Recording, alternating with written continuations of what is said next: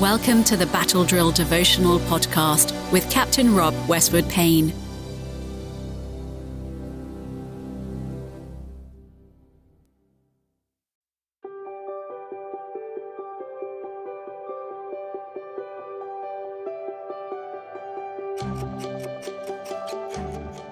Today is Wednesday, the 26th of July. This week in the Battle Drill Daily Devotional Podcast, we answer the question, why are small groups important?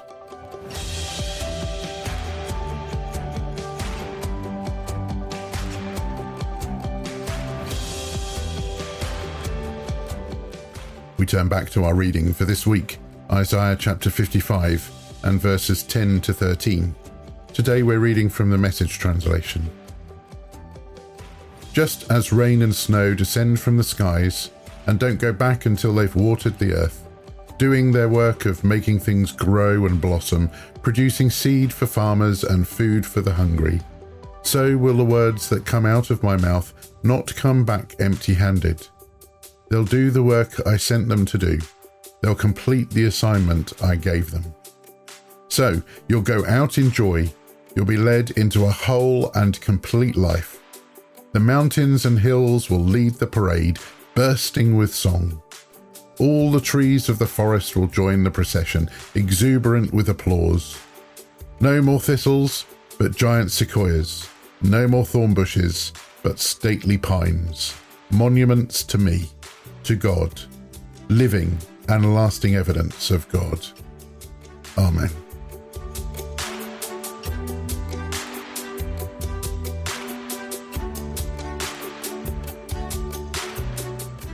One of the most important things you can do in your small group is to set a vision. A vision helps to ensure that you are moving forward. Church small groups are either moving forwards or moving backwards. They cannot stand still. It is great that church small groups get together and enjoy good food and great conversations.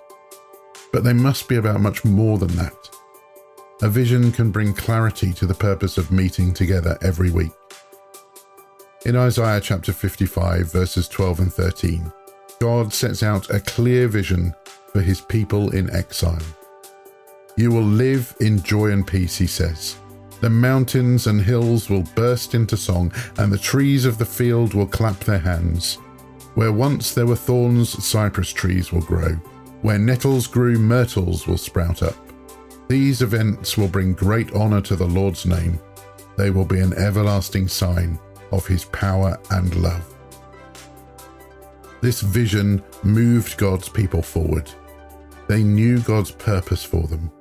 They knew what he had promised to accomplish for and through them. One day they would return home and experience joy and peace once more.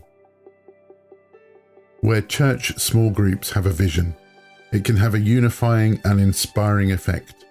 Suddenly, meeting together is about more than eating and chatting. There are many different types of small groups in churches. Whether your vision for church small groups is that members would know each other more deeply, or would depend on the Lord in more prayer, or meet God more faithfully through his word, suddenly you will know why it's so important to be committed to and invested in your small group. If you're in a small group, then why not think carefully and prayerfully about why you meet? If you're not yet in a small group, then I encourage you to get together with some friends and ask God to help you to develop a vision for what he wants to accomplish through you.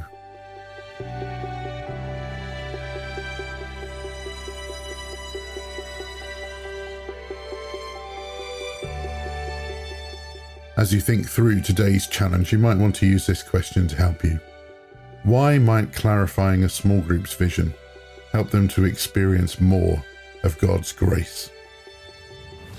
I hope you'll join me tomorrow for another Battle Drill devotional as we celebrate the small group prayer warriors.